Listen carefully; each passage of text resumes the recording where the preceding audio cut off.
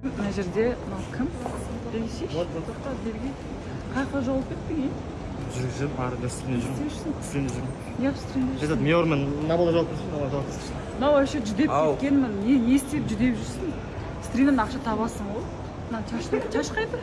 Шаш алып қойдым. Өзімдер алып.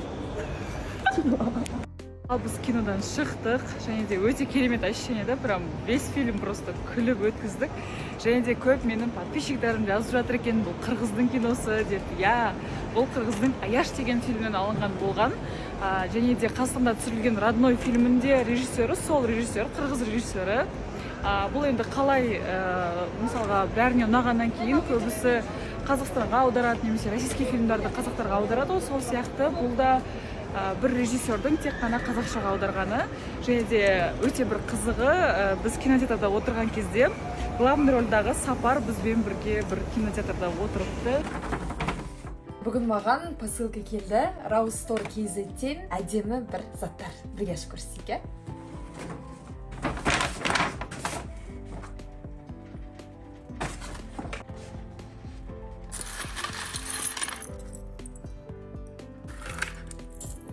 Құрметті мен оқырмандарым, егер сіздер қазақи нақыштағы өте сапалы жасалған, қолдан жасалған нағыз қазақи бұйымдар керек болса, Raustore.kz-ге жазсаңыздар болады. Бұл жерде басқа тағатын шекелік, барлық сізге керекті әшекейлердің барлығы бар. Астындағы парақшаға жазып, тек қана осы дүкенде.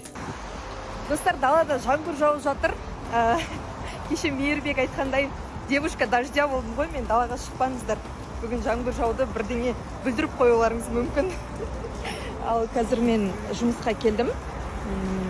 Скоро сіздерге барлық нелерімді көрсететін болам.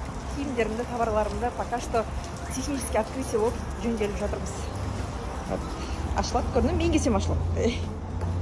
Алдыңғы сториста бір қыздың қолдауы ма деп сторисіме салып қойғам ғой. Менің қолдауы арқылы осындай жақсы сөздер айтып жатыр екен.